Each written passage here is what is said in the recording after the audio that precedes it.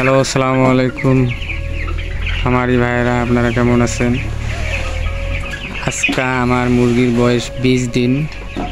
লিডারটা নষ্ট হয়ে গেছে, এই জন্যে আমরা লিডারটা চেঞ্জ করব। এখন মুরগি বড় হয়ে গেছে, লিডারটা স্যাম্পল হালকা করে দেব। 2-1 দিন পর চেঞ্জ করতে হবে। গরমের দিন মুরগির সমস্যা যেন না হয়, এই জন্য আমরা লিডারটা একবার চেঞ্জ করে দিব। চাইয়ে এটা ভালো হবে, উত্তম হবে। এই জন্য আমরা আজকে শুক্রবারের দিন সকাল ধরলাম, লিডারটা চেঞ্জ করব, নামাজ পড়তে হবে।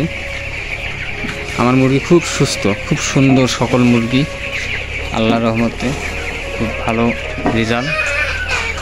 আজকে 20 দিন, মাথারটা কেজি পার হয়েছে।